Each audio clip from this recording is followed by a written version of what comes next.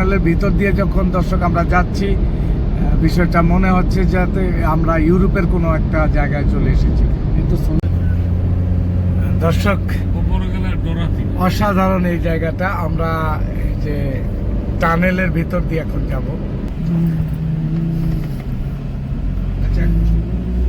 এটা চেকপোস্ট, যেহেতু এটা আন্তর্জাতিক মানের একটা টানেল।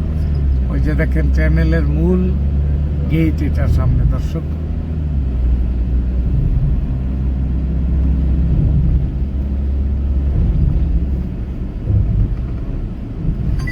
অনেকগুলো কাউন্টার টানেলের ভেতর দিয়ে, কিন্তু এখানে দর্শক যেই পরিমাণ টাকা ব্যয় করে টানেলটা করা হয়েছে, মূলত এই টানেলে গাড়ি একেবারে কম।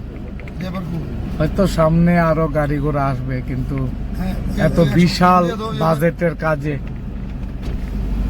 মানে ব্যাপক ব্যয় হয়েছে। কাউন্টারে টাকা দিচ্ছি আমরা। এখানে ভিতরে গেলে আবার অক্সিজেনের অভাব হয়, ড্রাইভার সাহেব বলছেন, তাই না? অক্সিজেনের অভাব হয়। তো এসে পড়েছি, দেখেন আপনার টানেলের ভিতরে ঢুকছি দর্শক। সেই মানে চমৎকার মুহূর্তটা।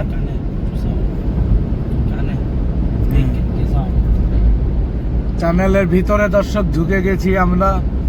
এই যে দেখেন মূল পয়েন্টটা অসাধারণ। গাড়ি এক গোড়া একেবারে কম দর্শক, চমৎকার লাগছে পরিবেশটা।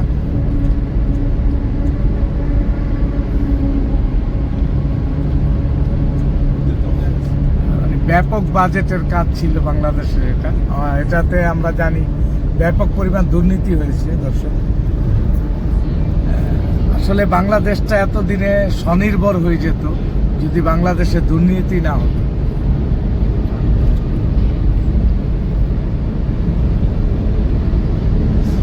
তবে চমৎকার। এবং আপনার টানেলের ভিতর দিয়ে যখন দর্শক আমরা যাচ্ছি, বিষয়টা মনে হচ্ছে যাতে আমরা ইউরোপের কোনো একটা জায়গায় চলে এসেছি।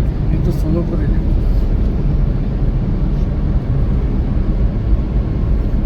রাত এসে গেছে দর্শক, রাত না সন্ধ্যা হয়ে গেছে আর কি। আসলে টানেলের ভিতরে এরকমই থাকে। সুন্দর এই সন্ধ্যায় এ গান দিলাম উপহার।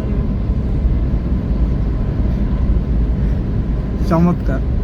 আসলে ভিউটা একরকমই, কিন্তু আমি আপনাদেরকে দেখানোর চেষ্টা করছি যে কতটা সময় লাগছে এবং ভিতরের পরিবেশটা কেমন।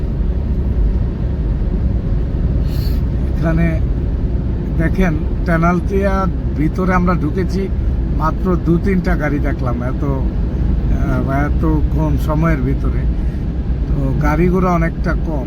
আসলে সামনে আবার গাড়ি ঘোড়া আসবে কিনা, বাড়বে কিনা, আর যদি না বাড়ে তাহলে প্রজেক্টটা একবারে ব্যর্থ হয়ে যাবে। এত টাকা খরচ করে টানেল করা হয়েছে। ওই যে আমরা বাহিরের রাস্তাটা দেখতে পাচ্ছি এখানে,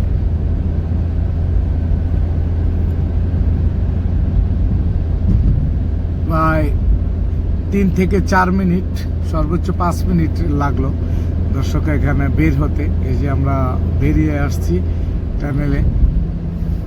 এই আবার সকাল হয়ে গেল।